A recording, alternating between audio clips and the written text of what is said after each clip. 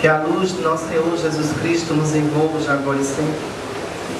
Agradecendo a presença dos hospitais espirituais, Ricardo Menezes, representado por Dona Marilene e Dona Bianus, que eu dou um trabalho para essas duas vidas.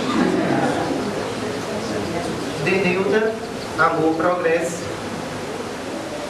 Seu José Piquet, Patrícia Bacelar, Dona Orlandina, que está aqui presente também, Núcleo Central de Medicina Espiritual, Dona Valdenice, aqui do Magali Ferraz. O tema que nós iremos abordar na manhã de hoje, Jesus e os conflitos sociais. A preparação do Cristo em mundos celestiais dava a ele 1000 anos de estudo sobre comportamento humano para poder descer na Terra. Veja só. O estudo da personalidade humana é bastante complexo, principalmente quando você está no mundo, onde neste mundo reencarna diversos espíritos que faliram em mundos de expiações e provas, em mundos inferiores. A Terra é uma diversidade de personalidades, complicadíssimo, quando o egoísmo, a vaidade reina em todos os lugares. Diante desse preparo em mundo celestial, foi observado que a lei mosaica exercia um poder enorme sobre o ser humano. A lei mosaica era muito parecida com a personalidade dos habitantes daquela época, onde o povo ele não compreendia a lei de amor para com o seu próximo. Quando os hebreus recebem a liberdade, eles não sabem usar essa liberdade. Os grandes conflitos sociais só existem porque não existe uma disciplina em cima da liberdade. E muitos espíritos que não sabem usar dessa disciplina abusam do seu próprio comportamento. No caso de Moisés, é interessante que se trata da primeira revelação de Deus. Ele conhecia o povo que ele ia libertar. Um povo altamente egoísta e inferior, que pensava só em si, nada mais do que isso. Mas um povo que não sabia nenhum direito, na época, do direito esses de liberdade de expressão, direito de comportamento, não entendiam nada disso.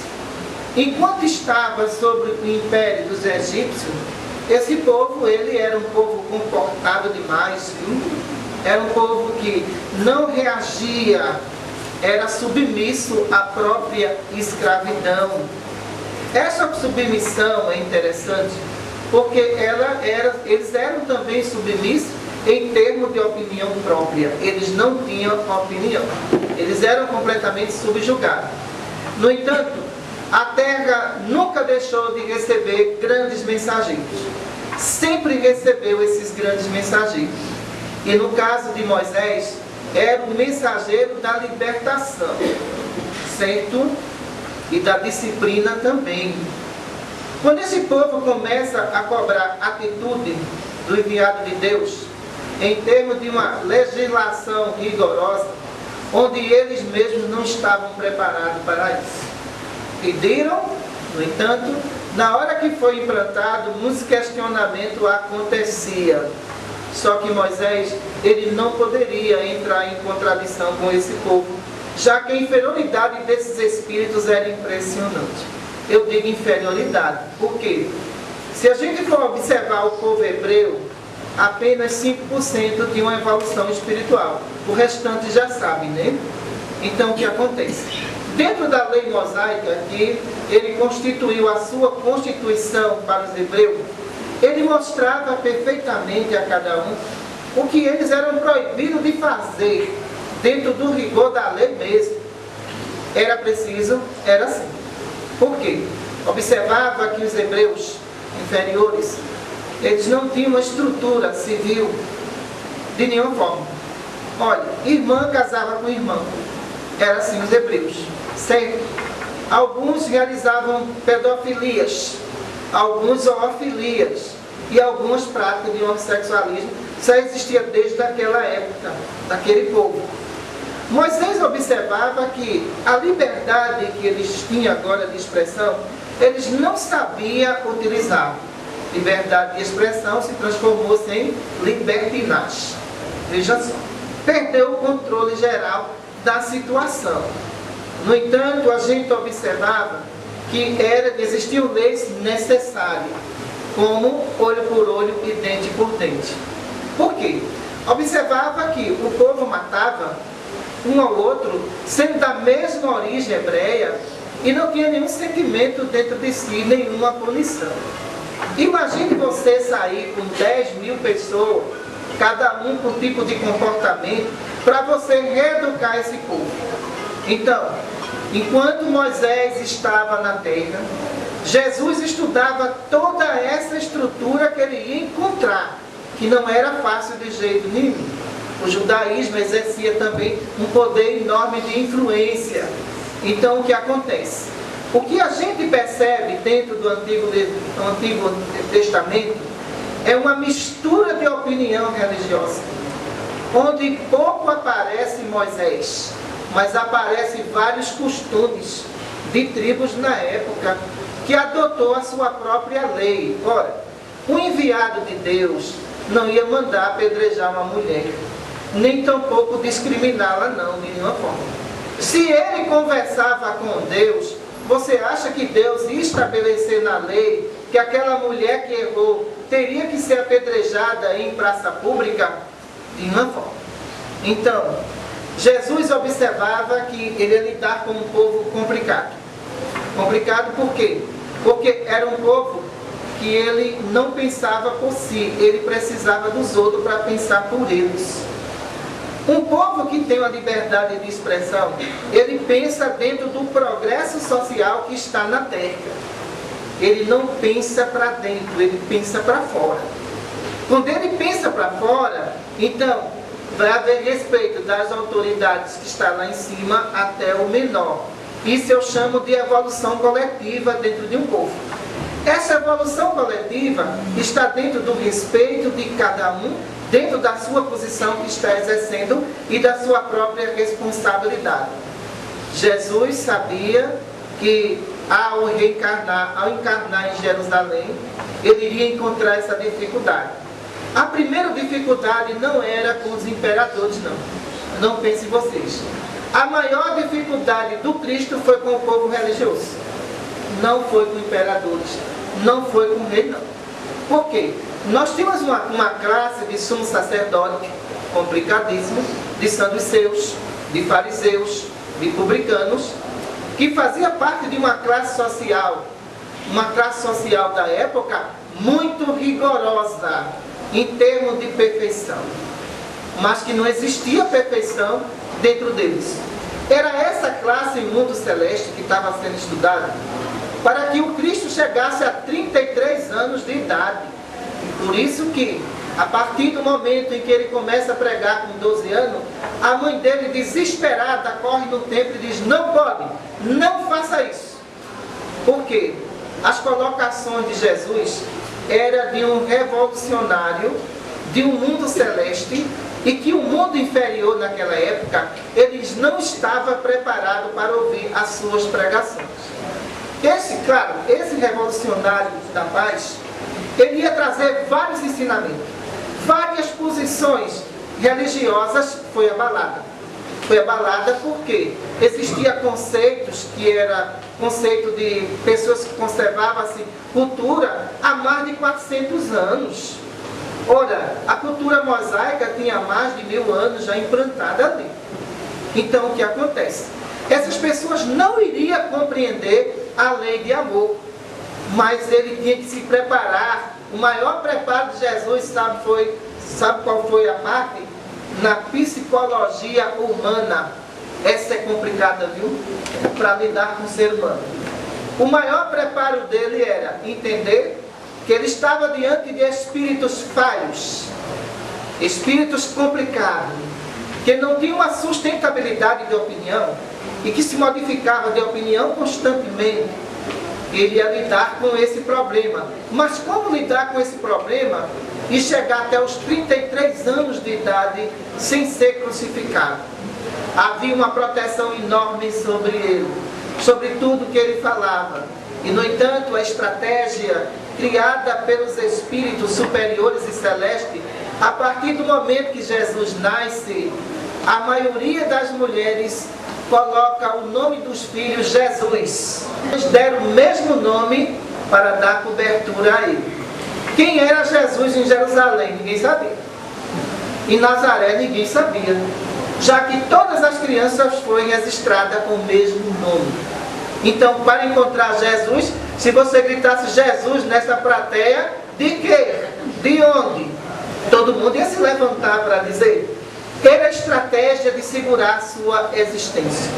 Porque pelos antigos profetas já tinha sido anunciado que o Cristo estava presente em Jerusalém, mas não foram os imperadores nem os reis que se incomodaram com isso, não. Quem se incomodou com isso foi justamente o sumo sacerdote, certo? Porque o sumo sacerdote, ele tinha uma parcela enorme de influência e ao mesmo tempo de tirar o dízimo já naquela época. Que o dízimo naquela época, ele não era o dízimo em doação de moeda. Se você tinha uma plantação lá de coentro, você tinha uma plantação lá de alface, então o que acontecia? Você dava metade dessa plantação, entenda, para os fariseus, para os saduceus e para os sumos sacerdotes. O que você ficava na época dava muito mal para comer. Então, a origem do dízimo vem da agricultura. Então, eles tinham que fazer isso. Por quê?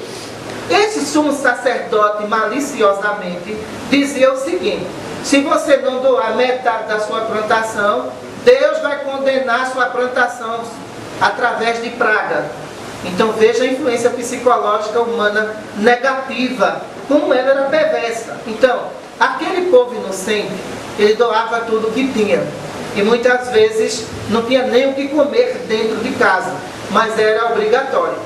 O Cristo vinha para um grande conflito, era psicológico, psicossocial. Ele vinha para um grande conflito religioso. No entanto, quando ele começa a observar que as religiões da época foi quem influenciou os imperadores e reis, viu? E os juízes da época também. Então, por quê? Porque as religiões começaram a dizer o seguinte: vai aparecer agora um rei. E esse rei vai substituir os imperadores, vai substituir todo o reinado, está ameaçado. Porque ele veio provocar uma revolução. Então, os sumos sacerdotes começaram a levantar falso testemunho contra Jesus. Certo? Nas pregações do Cristo que ele fazia, próximo do mar, nas montanhas, em nenhum instante Jesus colocava ninguém contra ninguém. Entenda bem.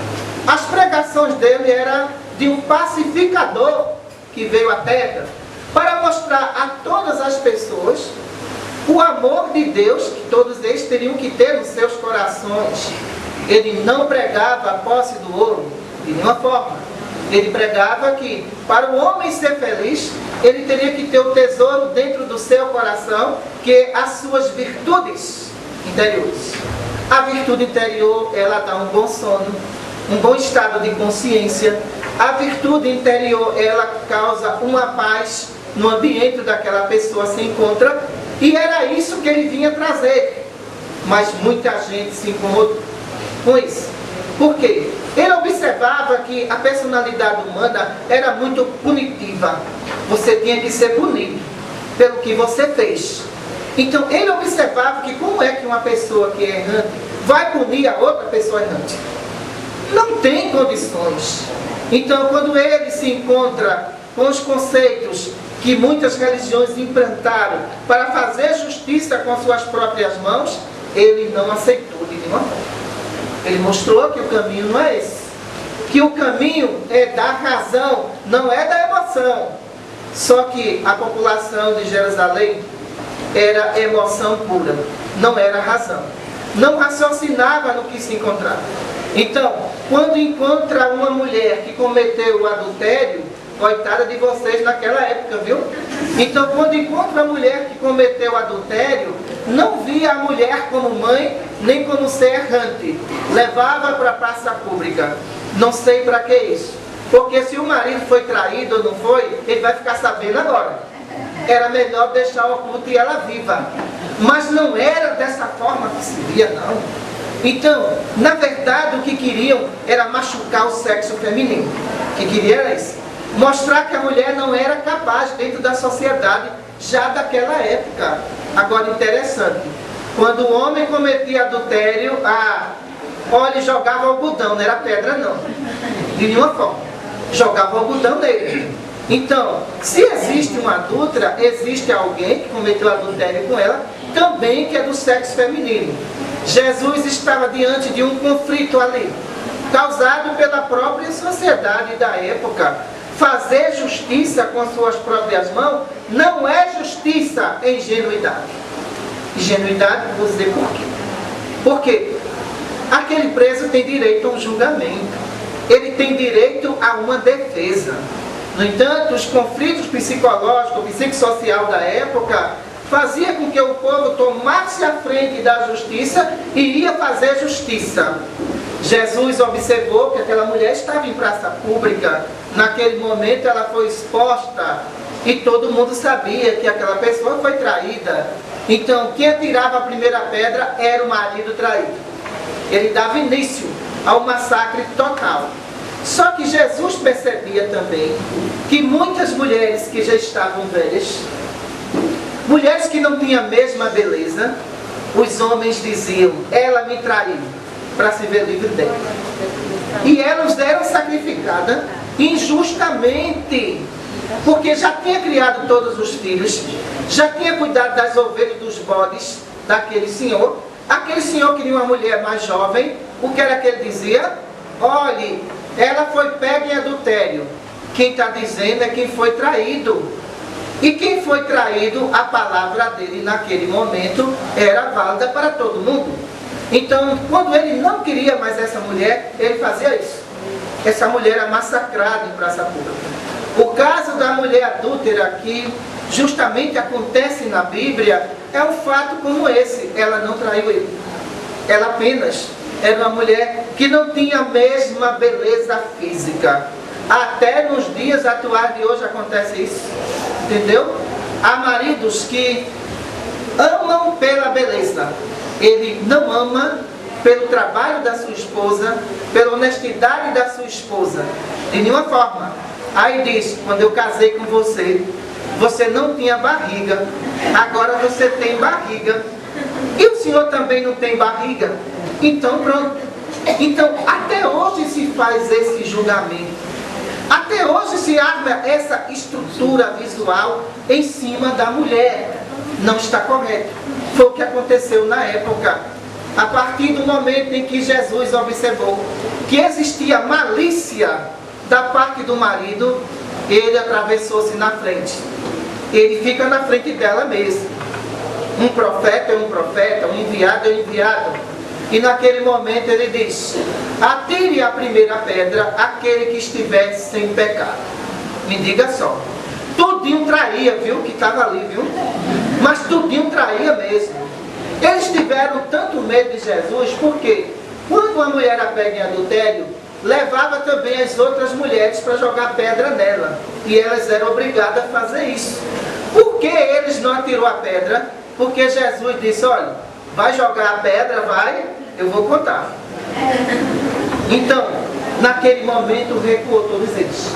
Porque sabia que a primeira pedra que atingisse a mulher, o Cristo, né, o defensor social, o psicológico celeste ia dizer de que forma, por que você traiu? E por que você também traiu? Então, naquele momento recuou. Diante desses conflitos sociais, nós observamos que os cobradores de impostos daquela época também, o Cristo não afrontou nenhum deles, de nenhuma forma. Mas, no entanto, o que acontece? As religiões chegam para César e diz, César, existe um homem chamado Jesus, de grande influência em Jerusalém, que pode provocar uma revolução aqui dentro. Então, o que fazemos? César simplesmente pergunta: este homem anda em Jerusalém sem pagar imposto? Então vá cobrar dele o imposto de entrada em Jerusalém. Por quê? Quem estava transitando dentro de Jerusalém era obrigatório pagar o imposto. Então os cobradores de imposto se armam para cima do Cristo. E naquele momento que a gente percebe é uma materialização impressionante de Jesus. O símbolo de César na moeda era dado a pessoas ilustres. Então, as pessoas não tinham esse símbolo em moeda, não. Só as pessoas realmente que eram do alto escalão social que possuíam. E quando cercam Jesus e perguntam a ele: Senhor, devemos ou não pagar o tributo a César? E Jesus conhece a malícia deles que estão ali. E diz: dai a César o que é de César e a Deus o que é de Deus. Tira do bolso uma moeda, materializa a inscrição de César, que aquilo ali era realmente um processo de mediunidade belíssima que ele tinha, e apresentava aos que estavam ali. Eles se impressionaram: como ele conseguiu esta moeda? Essa moeda é do alto escalão. Dá a César o que é de César e a Deus o que é de Deus. Estava pago o imposto. Isso quer dizer o seguinte: as leis morais os publicanos tentaram utilizar contra Jesus, certo? A lei de imposto também contra ele. Então, diante desse conflito, só existia um agora para ser levado aos sumos sacerdotes: falso profeta. Falso profeta. Só que a questão de falso profeta, ela não foi provada. Por quê? Jesus curava, Jesus levantava paralítico, ressuscitava médio sonambulo que estava mais de 3 dias, 4 dias dormindo. No entanto, o sumo sacerdote se utiliza deste meio. Por quê? O sumo sacerdote respeitava a lei mosaica, mas o novo sistema de moralização de Jesus, eles não aceitavam de nenhuma forma. Por não aceitar, o que é que acontece? Ele tem que ser preso. Ele blasfêmias contra Deus. Ele é um falso profeta. Não devemos acreditar nele de nenhuma forma. Jesus é preso por essa razão. Mas, no entanto, antes de ser preso, ele chama Judas e faz um acordo com Judas. Nesse acordo com Judas, ele diz: alguém tem que representar o preso. Então, quem poderia representar? Judas. Judas tinha conhecimento do Código Penal dos judeus, tinha conhecimento da lei mosaica, tinha conhecimento da lei romana, era um dos apóstolos mais preparados de Jesus, acredite, era Judas. Tudo que Jesus falava em termos de mundos, em termos de moralização, Judas sabia de tudo. E muitas vezes reunia os apóstolos e dizia: olha, o Cristo falou tal coisa, vocês não entenderam? Então era o único que se encontrava ali, que tinha o poder de defesa para defender o Cristo de tantas e tantas acusações. Jesus se reúne com todos que estão ali. Nessa reunião, todos começam a tremer, porque alguém teria que apresentar o preso a Pôncio Pilatos. E esse alguém teria que ser alguém de grande conhecimento. Os 11 apóstolos começam a rezar, a pedir a Deus que eles não fossem escolhidos. Porque quem fosse escolhido ia ficar marcado para sempre na história como o traidor. Ele olha para Judas e diz: Judas, tu viesse para isso mesmo. Cumpre com tua missão. Ora, missão de trair? Não existe missão de trair. E Judas naquele momento se nega e diz: Senhor, eu tenho amor a ti, eu não posso fazer isso. Judas, esse é o seu papel. Então o que acontece? Quando Jesus está escondido, e não está escondido na verdade, Judas sabia onde ele estava, e ele disse para Judas: aonde eu estou, quando os guardas chegarem, veja a interpretação correta no mundo espiritual, quando os guardas chegarem, você dá um beijo na minha face, para me identificar, para que os outros apóstolos não sejam sacrificados. Veja que colocação bonita desse Espírito. E Judas não vai atrás de ninguém para se vender, não. Ele procura, sabe quem? Dentro desse conflito social da época, ele procura a sua família, que é riquíssima, vendedores de tecidos. A sua família chega e dá 30 denários para Judas. Esses 30 denários que a família deu para ele foi comprar a liberdade do Cristo, onde ele já tinha usado todos os recursos de defesa. E, claro, Pilatos não aceitou. Herodes não aceitou de nenhuma forma, porque o sumo sacerdote disse que ele tinha que ser crucificado. Naquele momento, Judas entra em desespero. Então, o que acontece? Ele sai com as suas moedas, vendo que a defesa do Cristo não pode ser feita. De todos os apóstolos, o mais que amava era Judas. Sabe por quê? O sentimento de culpa era tão grande, de não ter libertado o amigo, que a primeira corda que ele vê, ele se enforca. Se você for estudar a psicologia do desesperado, você vai ver que quando ele ama, ele se entrega ao desespero pelo amor que ele perdeu. Foi o caso de Judas naquele momento ali. E naquele momento Judas comete o suicídio. Mas as pessoas taxam Judas de quê? De traidor, não é? Mas quem foi mais traidor, Judas ou Pedro? Me digam isso. Quem foi mais traidor? Porque Pedro era aquele que vivia colado no Cristo. Era aquele que as crianças chegavam e diziam: silêncio, está incomodando meu mestre. Pedro era assim: vai para onde? Vai não, volta. Jesus está descansando. Já viu Jesus descansar? Na cabeça de Pedro tudo era possível. E o que acontece naquele momento ali é que Jesus olha para ele. É a prova do amor, viu? Pedro, tu me amas? Pedro disfarça, olha para a árvore e diz: que árvore bonita, né, aquela ali. Pedro, tu me amas? E ele faz um vídeo de mercador. Senhor, não vi não, repita de novo.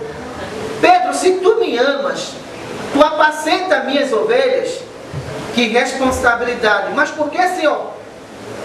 Pedro, antes que o galo cante 3 vezes, tu vai me negar. Ele disse: não, Senhor, o meu amor por ti é enorme. Jamais eu vou fazer isso. É muitos maridos diante de mulheres que acontece isso, né? Não é isso que acontece? Mas quando cai doente, viu? E essa mulher está dando muito trabalho. Já chegou aos 60, eu acho que eu vou trocar. Então, o amor de Pedro era um amor insuperável, segundo ele. Ele sabe que Jesus foi preso.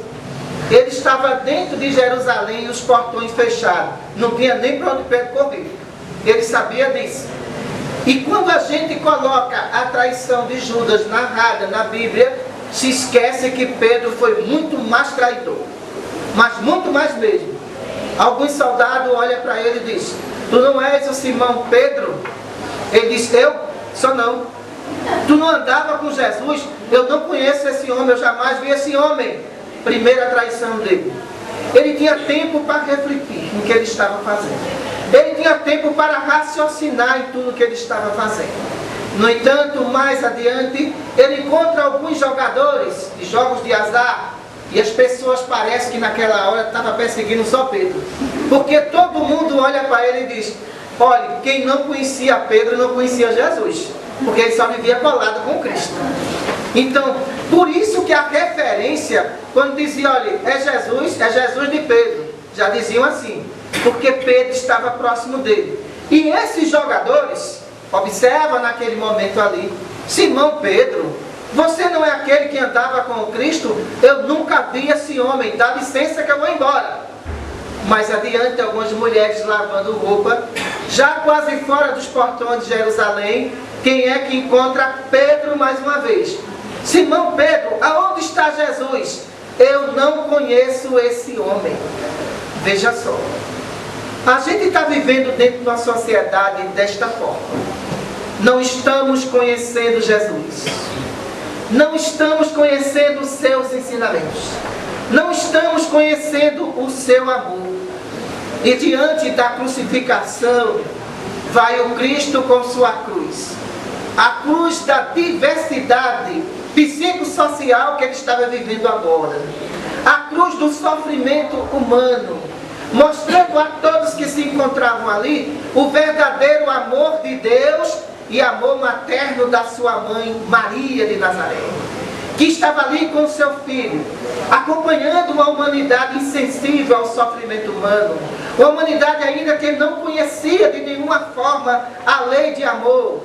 Mais adiante, Maria de Nazaré encontra alguém sensível ao sofrimento do seu filho, o Cirineu, apenas um homem pobre, que não tinha nem aonde morar, que estava em Jerusalém de visita, mas que diante daqueles que seguiam Jesus, e que muitos que naquele momento foram curados por eles, não tiveram a mesma coragem do Cirineu.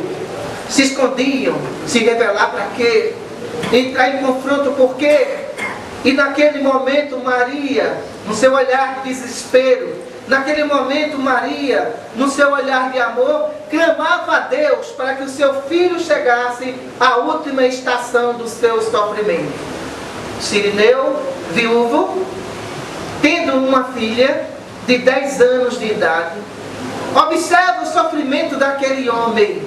Veja só, dentro da sociedade não podemos generalizar, alguma coisa boa vai aparecer. E naquele momento apareceu quem? O Cirineu. E quando ele aparece, ele não pensa duas vezes. Pega sua filha de 10 anos de idade, olha Maria Santíssima e diz para ela: cuide da minha filha. Simplesmente a renúncia total, em nome de um homem que ele nunca ouviu falar. Vejam só. E naquele momento o preso que ajudasse, a pessoa que ajudasse o prisioneiro, eles seriam sacrificados lá na frente, viu? Não podia, o prisioneiro ou morria com a cruz, mas ninguém podia ajudar ele. Quem ajudasse lá na frente, quando chegasse na última estação, ele seria sacrificado, porque ele compartilhou com o falso profeta. O Cirineu não teve dúvida de nenhuma forma. Olhou para o Cristo, um homem de 1,70 m de altura, bastante forte para carregar a cruz de Jesus, viu? Observava que as últimas forças do Cristo estavam se esgotando naquele exato momento ali. Pega Jesus, coloca sobre os ombros, veja a força desse homem. Coloca Jesus sobre o ombro e a cruz do outro, e vai para a última estação. O prisioneiro que fosse ajudado, a chicotada era substituída. Ele não apanhava mais. Quem apanhava era quem estava levando agora a cruz, que era o Cirineu. O Cirineu, quando chega na última estação, ele já não suporta mais. Ele entrega a cruz ao Cristo naquele momento ali. Um soldado vem por trás e pega a espada e perfura seu pulmão e o elimina. Maria Santíssima cuida da sua filha. Nesse momento, Jesus observa que nenhum ser humano teve tal renúncia como este homem na época. Ele observa que a renúncia dele era de entregar a filha dele a uma pessoa que ele nunca viu, para que ela criasse, mas é o sentimento compulsivo do amor. Quando ele acontece dentro das regências celestiais, aquele ser é posicionado a oportunidade de poder servir aquele semelhante naquele exato momento ali. E naquele instante, o Cristo é crucificado. Observa diante dele uma sociedade bem parecida com a época de hoje. 2015 anos se passaram. E ele observa que alguns riam do seu sofrimento. A sua mãe chorava. O seu irmão João chorava. Alguns aplaudiam a crucificação. Veja só, aplaudia a crucificação. E diante dele, ele olhava a humanidade por completo, dentro do reflexo do seu pensamento, de tudo aquilo que ele tinha estudado em mundos celestiais. E chega a uma grande conclusão psicossocial da época de hoje. Pai, perdoa, eles não sabem o que fazem. Muita paz para todos.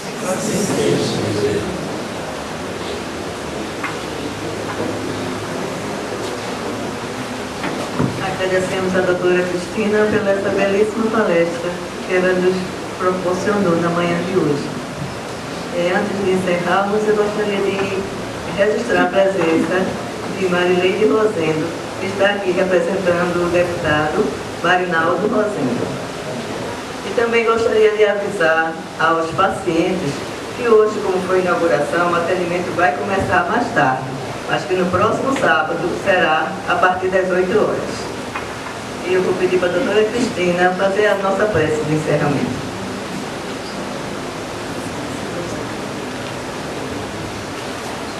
Senhor Jesus, nos ensina, Senhor, a amar sem nada cobrar.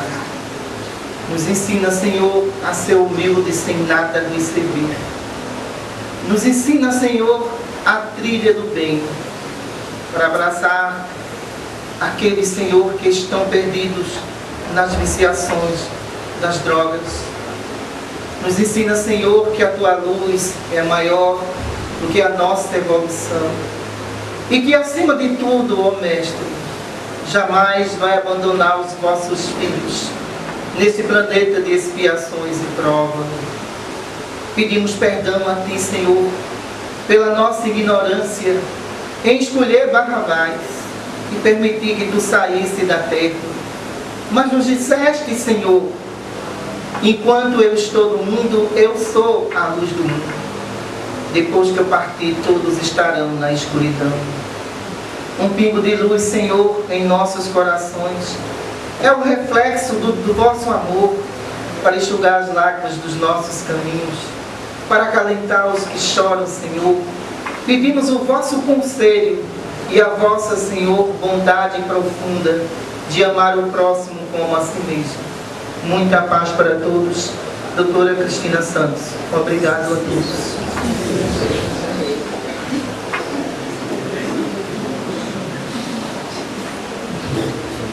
Agora é Vandir. Nós agradecemos a equipe espiritual. Nós somos apenas o instrumento disso tudo. Agradecemos a presença também de pessoas que conversou comigo, como Edilene, a nossa irmã Miriam, que está ali. E foi através desse pessoal que conversou conosco, foi que a gente conseguiu essa família inteira.